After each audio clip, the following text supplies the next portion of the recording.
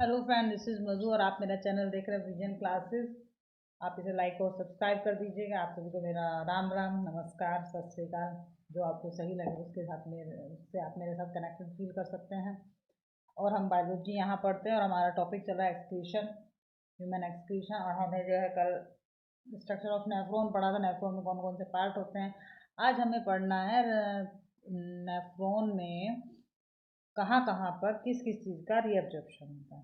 Okay, और दिवाली आ गई है, लगभग आ गई एकदम।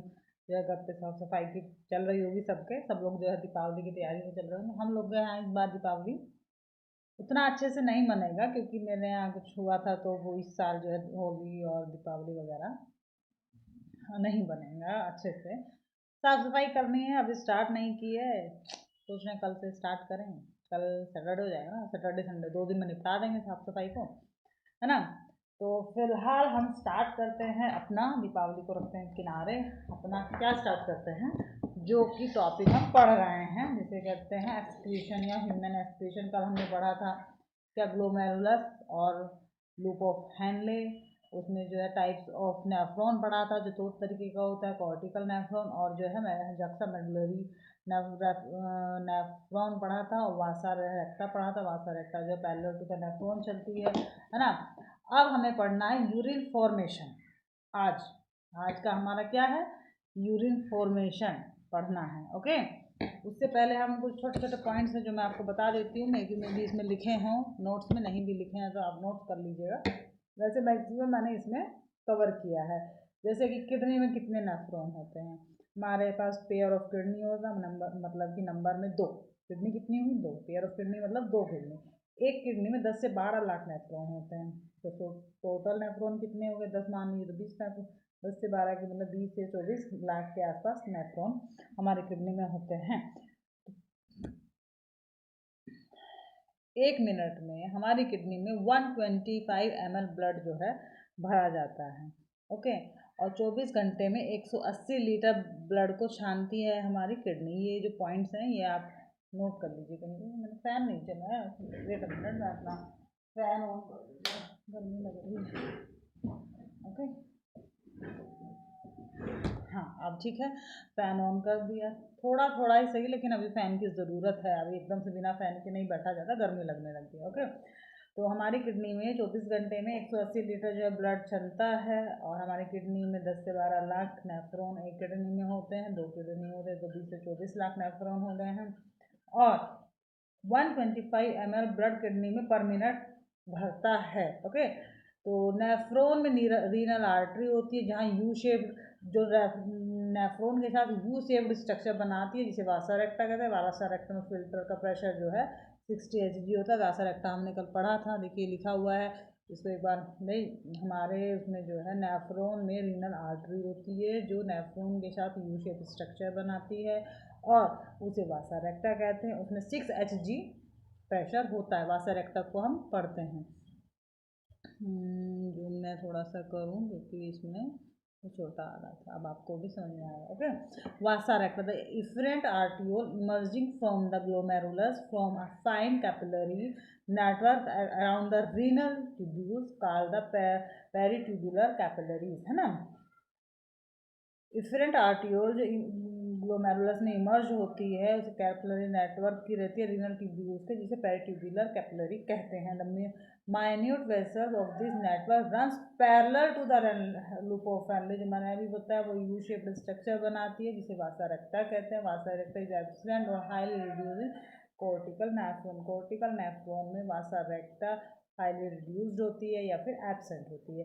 Peritubular capillary connect to the vasa recta. Peritubular जो कैपिलरीज है वो वासा रेक्टा से कनेक्ट होती हैं। ओके, अब हम पढ़ते हैं यूरिन फॉर्मेशन ना। हाँ देखिए, अब इसमें ये जो जो है ना, मैं पिक्चर को जूम करके आपको दिखाती हूँ, 2 मिनट, हाँ, उसको आप फिर देखिए।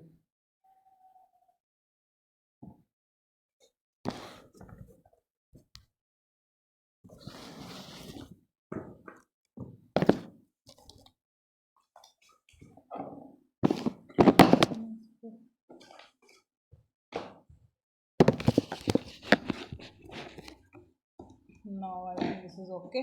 Now we will continue. Taking you the study, थोड़ा सा डिस्टर्बेंस हो गया, I am so sorry for that.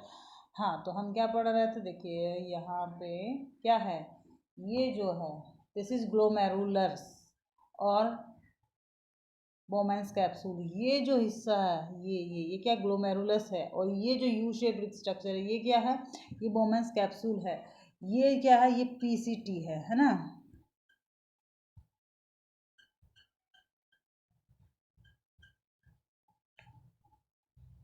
This is PCT. This is loop of Henle, descending loop of Henle.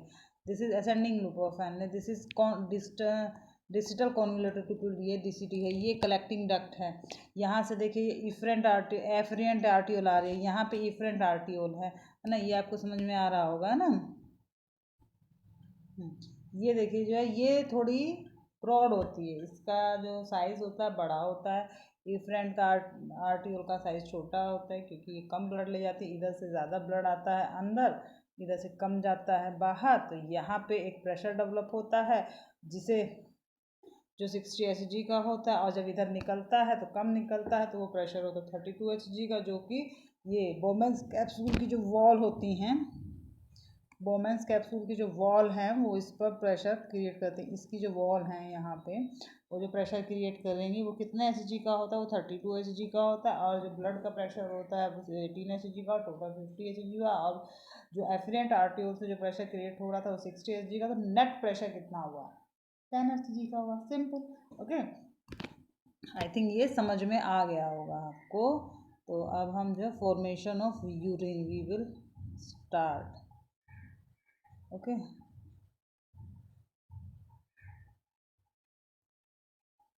हाँ, फॉर्मेशन ऑफ यूरिन में 3 प्रोसेस होते हैं। पहले तो ग्लोमेरुलस फिल्ट्रेट होगा, ग्लोमेरुलस में से फिल्ट्रेट फिल्टर होता है। उसके बाद रीअब्जॉर्प्शन होता है, और रीअब्जॉर्प्शन के बाद कलेक्टिंग डक्ट में कलेक्ट होता है और सिक्रीशन हो जाता है यूरिनरी ब्लैडर से।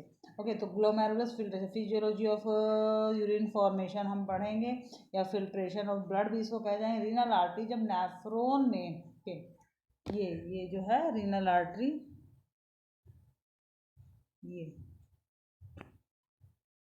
ये जो रीनल आर्टरी है नेफ्रॉन के बोमेंस कैप्सूल में एंटर करती है, तो उसे एफरेंट ब्लड वेसल्स कहते हैं। और ये मोटी होती है, जो कि मैंने अभी बताया। जब ये वापस जाती है तो ये इफरेंट आर्टियोल होती है, और ये पतली होती है। ग्लोमेरुलस में आने वाले ब्लड की मात्रा ज़्यादा होती है, निकलने वाले की अमाउंट कम होता है, और इसलिए इसे ग्लोमेरुलस ब्लड में जो है ब्लड की मात्रा ज़्यादा हो जाएगी। तो यहाँ पर एक प्रेशर डेवलप होगा, दैट इज ये जो प्रेशर होगा कितने Hg का होगा, 60 Hg का होगा, जिसे ग्लोमेरुलस हाइड्रोस्टेटिक प्रेशर कहते हैं, GHP। What is this called, जो मैंने अभी बताया था ना आपको, GHP। इसको क्या कहते हैं, GHP pressure, hydrostatic pressure of glomerulus, जो 60 Hg का होता है। ब्लड ग्लोमेरुलस फिल्ट्रेट से जो विरोध ग्लोमेरुलस ब्लड जो है ग्लोमेरुलस के प्रेशर का अपोज करता है, इसलिए ब्लड स्वयं, ब्लड का भी तो कोई प्रेशर होता है। जो मैंने बताया, ब्लड जो प्रेशर लगाता है वो 32 Hg का होता है, प्रेशर डेवलप हो जाता है उसे, जिसे कोलोइडियल ऑस्मोटिक प्रेशर, COP कहते हैं। जिसे क्या कहते हैं, COP, जिसे कहेंगे COP, कोलोइडल ऑस्मोटिक प्रेशर कहते हैं। बोमेंस कैप्सूल, जो बोमेंस कैप्सूल है वो जो प्रेशर लगाता है वो 18 Hg का होता है, ब्लड को सपोर्ट करता है। बोमेंस कैप्सूल ब्लड को सपोर्ट करता है विद 18 Hg प्रेशर। और जो है वो जो बोमेंस कैप्सूल ग्लोमेरुलस है वो 32 Hg का प्रेशर लगाता है, जिसे COP कहते हैं, कोलोइडल ऑस्मोटिक प्रेशर कहते हैं।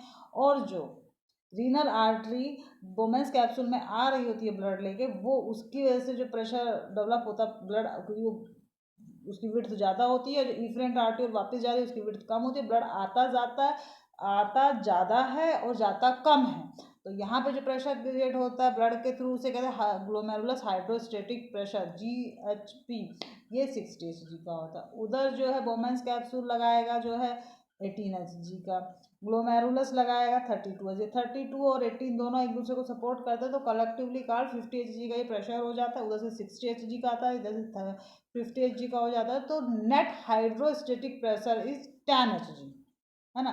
कैप्सूलर प्रेशर जो बचता है नेट, वो 10 Hg का बचता है। तो यहाँ पे जो सॉल्यूशन होता है वो आइसोटोनिक होता है। हमने सॉल्यूशन में पढ़ा था आइसोटोनिक, हाइपरटोनिक, हाइपोटोनिक। यहाँ पे जो बोमेंस कैप्सूल में जो फिल्ट्रेट होता है या जो प्रेशर सॉल्यूशन होता है वो आइसोटोनिक हो जाता है। जो 10 Hg का प्रेशर रहता है उसको इफरेंट फिल्ट्रेट प्रेशर कहते हैं। क्या कहते हैं? इफरेंट फिल्ट्रेट प्रेशर, EFP, है ना। उसको उसको कहते हैं efferent filtrate pressure, EFP। Okay. तो जो है बोमेंस कैप्सूल में ब्लड 10 Hg के प्रेशर पर फिल्टर होता है। सिंपल सी बात है, बोमेंस कैप्सूल में जो गड्ढा होता है उसमें पोडोसाइट सेल्स पाई जाती है। यहाँ पे ये जो गड्ढा है इसमें पोडोसाइट सेल्स पाई जाती हैं। बोमेंस कैप्सूल से फिल्ट्रेट के सारे ब्लड के सारे कंपोनेंट छनते हैं, लेकिन प्रोटीन नहीं छनते, क्योंकि प्रोटीन बोमेंस कैप्सूल में छन जाती है। समझे? मतलब जो है, जो बोमेंस कैप्सूल से फिल्ट्रेट नीचे आएगा पीसीटी में, उसमें सब कुछ होगा ब्लड का, लेकिन एक चीज़ नहीं होगी। क्या? प्रोटीन, क्योंकि प्रोटीन बोमेंस कैप्सूल में ही रह जाती है। बोमेंस कैप्सूल प्रोटीन को अपने पास रख लेता है, या फिर ये कह सकते हैं बोमेंस कैप्सूल प्रोटीन का रीएब्जॉर्प्शन कर लेता है। ओके। और जो है बाकी सब कंपोनेंट आ जाते हैं पीसीटी में। तो फिल्ट्रेट जो पीसीटी में आता है उसमें ब्लड में के सारे न्यूट्रिटिव एलिमेंट जितने होते हैं, न्यूट्रिटिव सब्सटेंस जितने होते हैं, जैसे glucose, amino acid, vitamin, uric acid, glycerol, fat, abscisic acid, ketones, ये सब जो है कहाँ पे रीएब्जॉर्ब होते हैं? पीसीटी में। Maximum reabsorption occurs in PCT. All nutritive substances reabsorb in PCT. Only protein is absorbed, या protein is left in glomerulus. The filtrate which come from glomerulus या Bowman's capsule to PCT, it does not have protein, because protein are reabsorbed or filtrate in Bowman's capsule. And in PCT, all the nutritive elements like glucose, amino acid, vitamins, fat, abscisic acid, glycerol, and the ketones body are reabsorbed in PCT. Maximum reabsorption of substances occurs in PCT, and the solution become isotonic. Okay. जो Bowman's capsule में solution है that is also isotonic, and the solution and the filtrate which are in PCT it's also isotonic. Okay. After that filtrate come in descending loop of Henle या descending Henle loop. Descending Henle loop में किसका reabsorption होता है? Water का reabsorption होगा, लेकिन sodium नहीं छनता है। यहाँ पे सोडियम का रीअब्जॉर्प्शन जो है नहीं होता। कहाँ पे? डिसेंडिंग हैनले लूप में। डिसेंडिंग हैनले लूप H2O के लिए परमिएबल होता है और सोडियम के लिए इम्परमिएबल होता है। डिसेंडिंग हैनले लूप में सोडियम की मात्रा, सोडियम का अमाउंट बढ़ जाता है और फिल्ट्रेट हाइपोटोनिक हो जाता, हाइपरटोनिक हो जाता है, सॉरी। अब देखिए, सबसे पहले बोमेंस कैप्सूल में फिल्ट्रेट क्या होता है? आइसोटोनिक होता है। देन पीसीटी में क्या आता है? Isotonic. Then descending Henle loop जो फिल्ट्रेट होता है वो कैसा होता है? हाइपरटोनिक। क्यों हाइपरटोनिक हो जाता है? क्योंकि वहाँ पे वाटर का रीअब्जॉर्प्शन होता है, सोडियम का रीअब्जॉर्प्शन नहीं होता है, और जो है फिल्ट्रेट हाइपरटोनिक हो जाता है। ओके। इसमें यहाँ से जो फिल्ट्रेट जाता है वो असेंडिंग हैनले, मैं अभी आपको समझा रही हूँ, सब इसमें लिखा हुआ है। देखिए यहाँ सब लिखे हुए हैं, ये सब जो है ना, ये मैं रीड कर दूंगी तो आपको सब समझ में आएगा। यहाँ पे 20 Hg का होगा, इसको सही कर देंगे ना। ये सब देखिए, ये सब जो है, मैं ये यहाँ तक पूरा मैकेनिज्म फिल्ट्रेशन का, इसको मैं रीड कर दूंगी, मैं समझा दे रही हूँ, आप समझ लीजिए। पढ़ना और लर्न करना लर्न तभी होगा जब आपको अच्छे से समझ में आएगा। ओके। तो हम कहाँ थे? हाँ, डिसेंडिंग लूप ऑफ हैनले में वाटर का रीअब्जॉर्प्शन होता है, सोडियम का रीअब्जॉर्प्शन नहीं होता है। तो यहाँ पे जो सॉल्यूशन होता है हाइपरटोनिक हो जाता है। यहाँ से solution ascending loop of Henle में जाता है। असेंडिंग लूप ऑफ हैनले दो तरीके का होता है, एक पतला होता है, एक थोड़ा सा मोटा होता है। पतले में जो है असेंडिंग लूप ऑफ हैनले में सोडियम और क्लोरीन बाहर निकलते हैं, या फिर सोडियम और क्लोरीन का रीअब्जॉर्प्शन हो जाता है, तो सॉल्यूशन आइसोटोनिक हो जाएगा। फर्दर इट्स कम सॉरी जब सॉल्यूशन जो है डिसेंडिंग लूप ऑफ हेनले से असेंडिंग लूप ऑफ हेनले के थिक पार्ट में जाता है तो यहाँ पे सोडियम और क्लोरीन का रीएब्जॉर्प्शन होता है and the filtrate become isotonic. Blood में रीएब्जॉर्प्शन है ना, सोडियम और क्लोरीन का रीएब्जॉर्प्शन ब्लड में हो जाता है। उसके बाद जो है ये thin ascending loop of Henley में होता है। असेंडिंग लूप ऑफ हेनले के दो पार्ट होते हैं, थिन और थिक।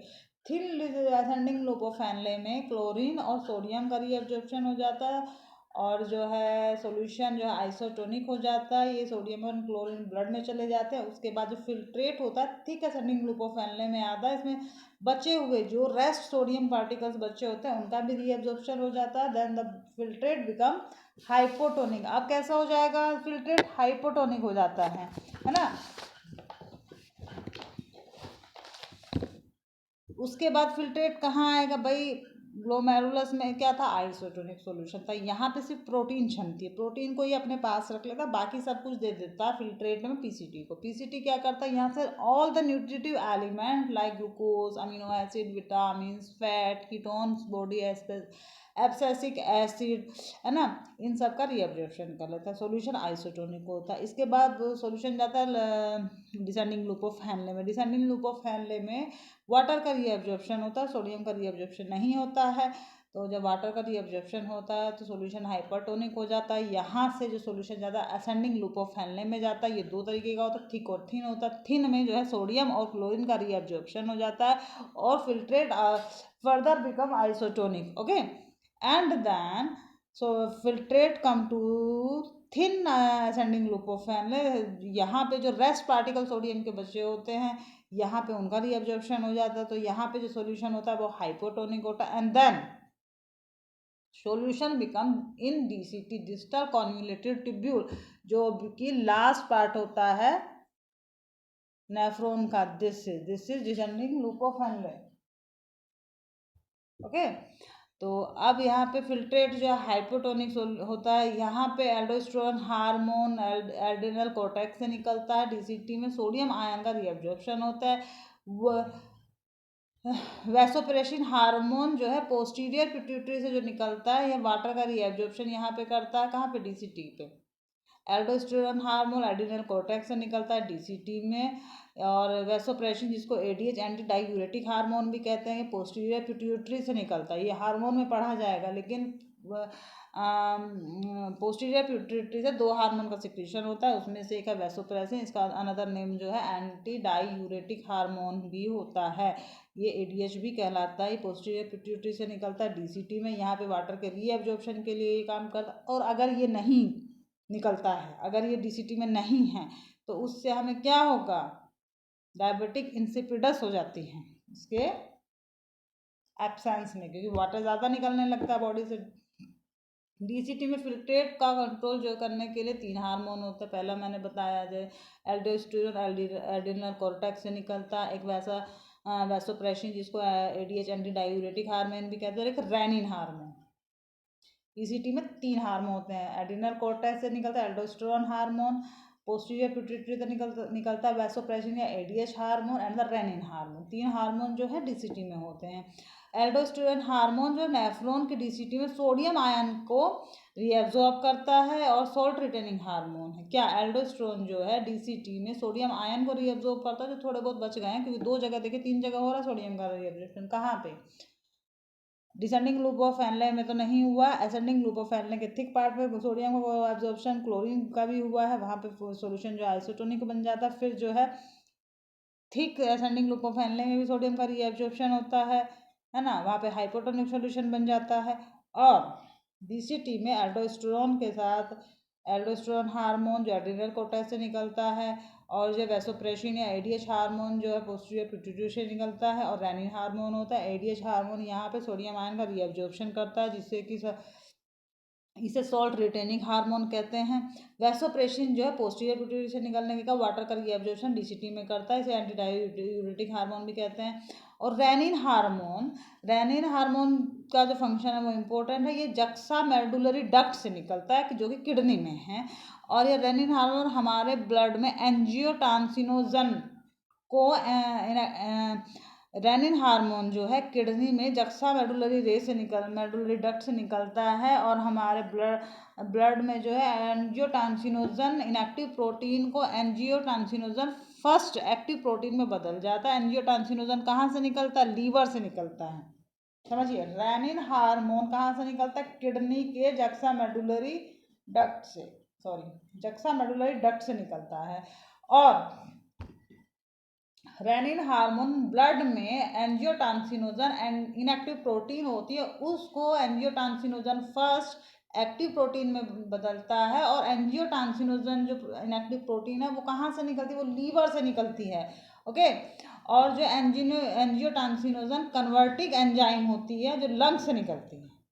दो चीज को क्लियर कीजिए, रेनिन हार्मोन निकलता है किडनी से, जक्सा मेडुलरी डक्ट से, और ब्लड में renin hormone and angiotensinogen inactive protein जो लीवर से निकलती है वो एंजियोटेंसिन फर्स्ट एक्टिव प्रोटीन में बदलती है। और एंजियोटेंसिनोजन कन्वर्टिंग एंजाइम, एक तो एंजियोटेंसिनोजन इनएक्टिव प्रोटीन है जो लीवर से निकलती है, दूसरा एंजियोटेंसिनोजन कन्वर्टिंग एंजाइम जो कि लंग्स से निकलता है। और ये angiotensinogen converting enzyme angiotensinogen first को एंजियोटेंसिनोजन सेकंड में चेंज करती है। समझ में आया? दोबारा से समझिए, रेनिन हार्मोन किडनी के जक्सा मेडुलरी डक्ट से निकलता है। ये रेनिन हार्मोन ब्लड में एंजियोटेंसिनोजन इनएक्टिव प्रोटीन है एक, जो कि लीवर से निकलती है। यह क्या करती है? ये ब्लड में एंजियोटेंसिनोजन फर्स्ट एक्टिव प्रोटीन में बदल देती है ना। Renin hormone angiotensinogen inactive protein को एंजियोटेंसिनोजन फर्स्ट एक्टिव प्रोटीन में चेंज कर देता है। एंजियोटेंसिनोजन लीवर से निकलता है। दूसरी एक एंजाइम है एंजियोटेंसिनोजन इनएक्टिव एंजाइम जो कि लंग से निकलती है। ये angiotensinogen converting enzyme angiotensinogen first को एंजियोटेंसिनोजन सेकंड में कन्वर्ट करती है। एंजियोटेंसिनोजन सेकंड एड्रिनल कोर्टेक्स के ग्लोमेरुलस सेल को एक्टिवेट करता है। एंजियोटेंसिनोजन क्या है? एड्रिनल कोर्टेक्स के ग्लोमेरुलस सेल को एक्टिवेट करता है एल्डोस्टेरोन हार्मोन को रिलीज करने के लिए। ये डीसीटी में आता है और सोडियम का रीअब्जॉर्प्शन होता है। रेनिन हार्मोन का इतना काम है। रेनिन हार्मोन निकलता है एड्रिनल कोर्टेक्स से या जक्सा मेडुलरी डक्ट से, किडनी से निकलता है। रेनिन हार्मोन जो है ब्लड में एंजियोटेंसिनोजन इनएक्टिव प्रोटीन है एक, जो लीवर से निकलती है, इसको कन्वर्ट करता है एंजियोटेंसिनोजन फर्स्ट एक्टिव प्रोटीन में। फिर जो दूसरा एंजाइम है जो लंग से निकलता है एंजियोटेंसिनोजन कन्वर्टिंग एंजाइम, तो लंग से निकलता है, यह एंजियोटेंसिनोजन फर्स्ट एक्टिव प्रोटीन को एंजियोटेंसिनोजन सेकंड में बदलता है।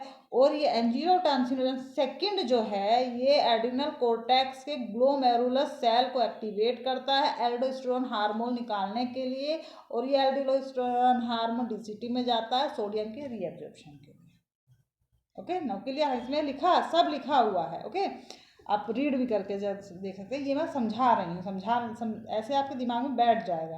ओके, वह ये सोडियम का रीअब्जॉर्प्शन करता है। और एक और another factor ANF आर्टियल neurotic factor, ये सिर्फ इसमें इतना ज़रूरी है कि ये सिर्फ हार्ट से निकलता है। आर्टियल न्यूरोटिक फैक्टर कहाँ से निकलता है?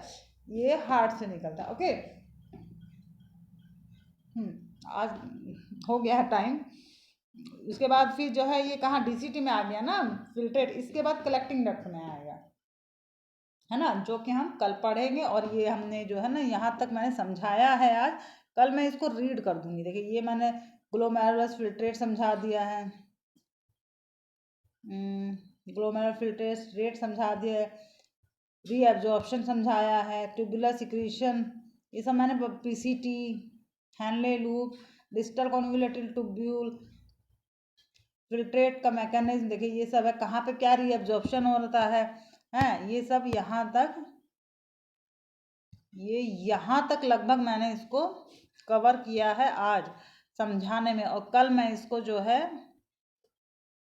ये यहाँ तक मैंने इसको कवर कर दिया, ये यहाँ तक, मतलब समझ लीजिए यहाँ तक, है ना, यहाँ तक समझा दिया है। कल इसको मैं, इसमें क्या लिखा है जो पॉइंट अगर कोई छूट गया होगा उसको मैं रीड करके समझा दूंगी।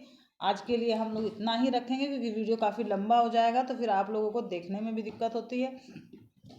चैनल है विजन क्लासेस और मैं मधु चौधरी। आपके अपने कमेंट, सजेशन या कोई क्वेरी है ना, वो आप मुझे कमेंट कर सकते हैं। मेरा चैनल को आप लाइक और सब्सक्राइब करें। और दीपावली आ रही है, बहुत अच्छे से खुश रहिए और तैयारी कीजिए, साफ़ सफाई कीजिए। मैंने भी साफ़ सफाई की नहीं है घर में, आज सोच रही थी, लेकिन तबियत थोड़ी डाउन थी तो टैबलेट लिया, आधा घंटा लेटी, तब जाके आपका वीडियो बनाया। मन नहीं लग रहा था तो चलो वीडियो ही बना लेते, पढ़ा ही देते हैं एटलीस्ट, है ना। तो फिर आई थिंक इतना सफिशिएंट है आज के लिए। सॉरी, रखते हैं, मतलब वीडियो यहीं पे ख़त्म करते हैं। और देखिए कुछ बीच बीच में इंटरेस्टिंग थोड़े जो है ना जोली टाइप की वीडियोस भी लाते रहेंगे, जिससे कि आप लोग का मन लगा रहे पढ़ने में। और ठीक है, तो आप सभी को दीपावली के लिए जो है तैयारी करें। मेरे पास कोई, अब देखिए अभी जो है ना बहुत धीरे धीरे पढ़ रहे हैं, ये समझिए। वो एक कहावत है ना, करत अर करत अभ्यास के जड़मति हो सुजान। तो हम लोग धीरे धीरे प्रैक्टिस कर रहे हैं, धीरे धीरे आगे बढ़ेंगे, क्लियर करते हुए चलेंगे। क्वेश्चन प्रैक्टिस करेंगे। अभी सिर्फ मैं थ्योरी पढ़ा रही हूँ, तो बीच बीच में मैं क्वेश्चन भी ले आऊँगी इसके। तो जब वो क्वेश्चन मैं लेके आऊँगी तो फिर उनको आपको उसकी भी मैं प्रैक्टिस करा दूँगी। जैसे कि हमने जो 2 टॉपिक कंप्लीट किए ना, सोच रहे हैं किसी दिन उनका 1 बाय 1 क्वेश्चन भी थोड़ा, जैसे 50 या 60 क्वेश्चन एक दिन में जितने कर पाएँ उतने क्वेश्चन में प्रैक्टिस करा दूँ, फिर इसके प्रैक्टिस करा देंगे, है ना। एग्ज़ाम देखिए कब होता है। और ये जो वीडियो है, जैसे 9th 10th में जो लोग पढ़ रहे हैं बायोलॉजी, उनके जो टॉपिक्स हैं वो इसमें से ले सकते हैं। 11th 12th का तो लगभग ये पूरा सिलेबस है, और नीट में भी ये पूरा सिलेबस है। टीजीटी पीजीटी का जो है ये पूरा है, टीजीटी पीजीटी और नीट और जो है 10th 12th, इन सब के लिए ये बहुत यूज़फुल है। आपके यहाँ जो बच्चे हैं जो इन सभी की, जैसे टीजीटी पीजीटी की तैयारी या टीजीटी की तैयारी या पीजीटी की तैयारी या नीट की तैयारी, या फिर जो 12th कर 11th 12th कर रहे हैं बायोलॉजी से, उनके लिए ये वीडियो बहुत यूज़फुल होने वाले हैं। आप इसे उन लोगों तक पहुँचाएँ, लाइक और सब्सक्राइब करें, और बाकी अपने सजेशन मुझे भेजते रहें। Thank you so much, bye bye.